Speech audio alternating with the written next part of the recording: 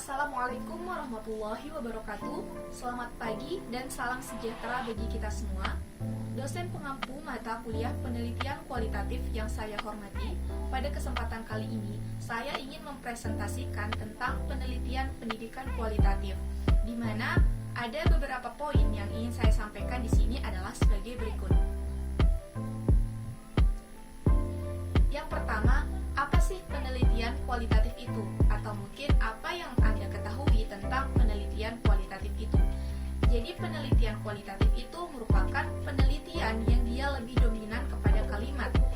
Dalam artian, penelitian kualitatif itu merupakan penelitian yang dimana untuk mendeskripsikan sesuatu. Lalu, apakah di dalam penelitian kualitatif itu tidak ada hipotesis? Tentu saja ada. Cuman, hipotesis yang ada di dalam penelitian kualitatif itu bukanlah hipotesis yang untuk diuji, melainkan untuk dideskripsikan. Di dalam penelitian kualitatif ini, seorang peneliti merupakan instrumen utama di dalam penelitiannya. Nah, di mana seorang peneliti dalam penelitian kualitatif ini, dia harus melepaskan egonya dan menempatkan atau memposisikan dirinya dalam keadaan senetral mungkin. Dalam penelitian kualitatif ini, seorang peneliti berusaha untuk mencari makna terdalam atau mau mencari sesuatu dengan seutuhnya. Sehingga di dalam penelitian kualitatif ini, pertanyaannya itu diawali oleh bagaimana, bukan apa. Seorang peneliti dalam penelitian kualitatif ini, dia tidak akan mudah percaya dengan apa yang dia lihat. Oleh karena itu, dalam penelitian kualitatif, kita tidak cukup hanya menggunakan satu metode penelitian saja. Tidak cukup hanya kita menggunakan observasi, wawancara, dan yang lain sebagainya. Tetapi harus menggunakan lebih dari satu metode penelitian. Karena di dalam penelitian kualitatif ini, kita berusaha untuk mencari makna terdalam, mencari sesuatu dengan seutuhnya, sehingga kita akan mendapatkan data atau informasi yang benar-benar lengkap, yang benar-benar konkret dan bisa untuk diterima gitu. Poin yang kedua adalah bagaimana cara merumuskan judul yang tepat dalam penelitian. Yang pertama, judul itu harus singkat, jangan terlalu panjang. Dan yang kedua, di dalam judul itu terlihat apa yang ingin kita teliti. Dalam artian, di dalam judul itu kita juga menggambarkan isi dari penelitian kita. Di sana terlihat ada objek, lalu subjek, tempat kita melakukan penelitian, waktunya seperti tahun kita akan melakukan penelitian tersebut. Selanjutnya di sana juga terdapat variabel-variabel dari penelitian kita. Nah, selanjutnya yang ketiga adalah judul penelitian itu harus memperhatikan pendekatan yang kita pilih. Nah, apakah pendekatan yang kita pilih itu kualitatif, kuantitatif, di mana penelitian kualitatif dan kuantitatif itu kan memiliki variabel yang tidak sama, di mana kualitatif itu dia terdiri dari satu variabel saja, dan kuantitatif dia terdiri dari dua variabel. Jadi, di dalam menentukan judul penelitian kita harus tahu dulu penelitian yang kita ingin lakukan itu apakah penelitian kualitatif atau penelitian kuantitatif. Selanjutnya, poin yang keempat adalah judul itu harus menarik minat pembaca. Dalam artian di dalam judul itu terdapat sesuatu hal yang bisa membuat orang lain itu tertarik untuk membaca penelitian kita. Nah, selanjutnya poin yang kelima adalah jangan sama persis dengan penelitian terdahulu. Jadi usahakan judul penelitian kita itu tidak sama dengan penelitian yang sebelumnya. Karena tujuan dari kita melakukan penelitian adalah untuk mengembangkan penelitian-penelitian yang sudah ada atau mungkin membuat penelitian-penelitian yang baru. Jadi kalau misalnya penelitian itu sudah dilakukan, untuk apa lagi kita melakukan penelitian tersebut? Seperti itu. Poin keempat yang ingin saya sampaikan di sini adalah bagaimana cara merumuskan rumusan masalah.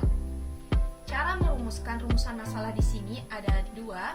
Yang pertama adalah menggunakan kalimat pernyataan yang diawali dengan variabel masalah. Dan yang kedua, menggunakan kalimat tanya yang seperti biasanya kita lihat di dalam sebuah penelitian, yaitu kalimat tanyanya apa untuk penelitian kuantitatif dan bagaimana untuk penelitian kualitatif. Selanjutnya, poin kelima yang ingin saya sampaikan di sini adalah apa yang dimaksud dengan kajian pustaka, apa tujuan dari kajian pustaka, dan apa saja hal-hal yang termuat di dalam kajian pustaka tersebut.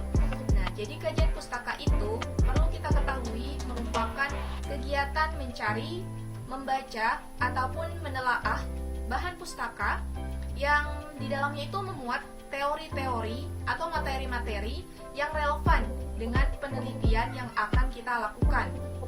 Nah, selanjutnya, tujuan dari kajian pustaka itu apa sih? Nah, tujuan dari kajian pustaka itu adalah yang pertama adalah untuk menginformasikan kepada peneliti tentang hasil-hasil penelitian lain yang pernah dilakukan saat itu. Dan yang kedua adalah untuk menghubungkan penelitian dengan literatur-literatur yang ada. Dan yang ketiga adalah agar peneliti menambah wawasannya atau memiliki wawasan yang luas terkait dengan teori dari penelitian yang akan dilakukan, sehingga itu bisa dijadikan dasar untuk dia mengembangkan atau mengidentifikasi variabel-variabel yang akan ditelitinya. Nah, selanjutnya tujuan yang keempat adalah agar peneliti bisa mengidentifikasi masalah-masalah yang ingin diteliti dalam konteks ilmu pengetahuan yang relevan. Lalu di dalam kajian pustaka itu memuat apa saja? Di dalam kajian pustaka itu dia memuat tentang konsep-konsep, teori-teori, dalil-dalil, ataupun materi-materi yang memiliki keterkaitan dengan penelitian yang akan kita lakukan atau memiliki keterkaitan dengan variabel-variabel dari penelitian kita berdasarkan dengan referensi kepustakaan yang mendukung. Selanjutnya, saya ingin menyampaikan poin yang keenam adalah tentang bagaimana kedudukan teori di dalam penelitian kualitatif. Di sini saya ingin mengawalinya dengan sebuah kalimat yang menyatakan bahwa tidak mungkin melakukan penelitian tanpa teori, dan tidak mungkin kita bisa mengembangkan sebuah teori tanpa melakukan penelitian.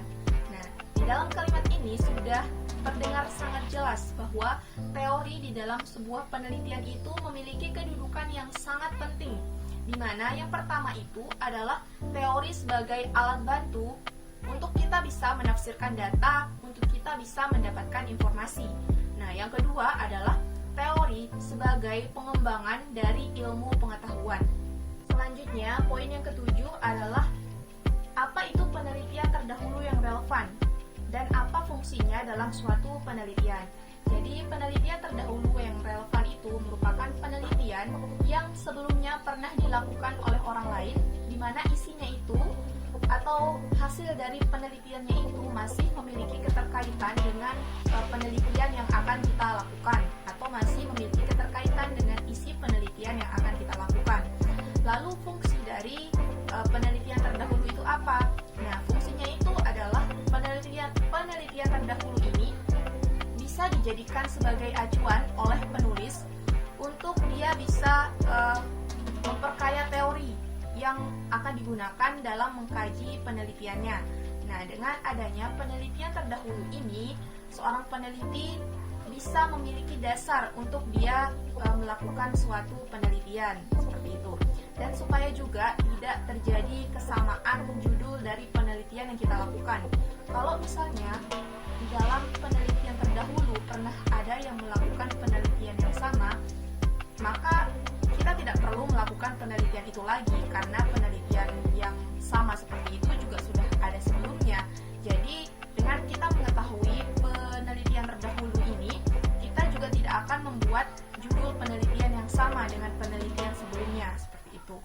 Selanjutnya, saya ingin menyampaikan tentang poin yang ke-8, yaitu tentang apa yang dimaksud dengan kerangka pemikiran. Dan apakah sama kerangka pemikiran dari penelitian kualitatif dengan penelitian yang lainnya? Nah, kerangka pemikiran ini disebut juga sebagai kerangka teoritis atau uraian bagaimana seorang peneliti mengalirkan jalan pikirannya secara logis dalam rangka memecahkan masalah yang telah dirumuskan. Selanjutnya, apakah sama kerangka pemikiran antara penelitian penelitian kualitatif dengan penelitian yang lainnya? Tentu saja tidak sama. Namanya juga berbeda antara kualitatif, kuantitatif, ataupun juga dengan campuran. Dimana kalau di dalam kualitatif itu, dia akan memiliki satu variabel. Jadi di sana, di dalam kerangka pemikirannya itu hanya termuat satu variabel saja. Sedangkan kalau penelitian yang lainnya, seperti salah satunya itu penelitian kuantitatif, yang terdiri dari lebih dari satu variabel, sehingga di dalam kerangka pemikirannya itu juga menjelaskan tentang hubungan dari variabel-variabel yang ada, seperti itu. Selanjutnya tentang jenis penelitian. Apa sih jenis penelitian itu? Jadi jenis penelitian ini merupakan bentuk-bentuk dari penelitian yang bisa kita gunakan untuk mengumpulkan atau mendapatkan sebuah informasi atau data. Nah, contohnya itu seperti dengan cara eksperimen, lalu survei, studi kasus, ex post facto, dan lain sebagainya. Selanjutnya, poin yang ke-10, saya ingin menjelaskan tentang siapa yang dimaksud dengan subjek dan juga objek dalam penelitian kualitatif. Nah, objek dari penelitian kualitatif itu, atau mungkin penelitian yang lainnya, objek itu adalah permasalahan dari yang diteliti atau sasaran penelitian. Jadi, objek dari penelitian kualitatif adalah sasaran dari penelitian itu sendiri. Selanjutnya, subjek penelitian. Jadi, subjek penelitian itu merupakan orang yang dijadikan sebagai sumber untuk mendapatkan data ataupun informasi. Baiklah teman-teman semua, mungkin itu saja hal yang ingin saya sampaikan atau yang bisa saya sampaikan pada kesempatan kali ini. Saya menyadari bahwa penyampaian saya masih jauh dari kata sempurna. Penyampaian saya atau ilmu yang saya sampaikan pada kesempatan kali ini masih memiliki banyak sekali kekurangan. Karena itu, saya mengharapkan kritik dan saran dari teman-teman semua.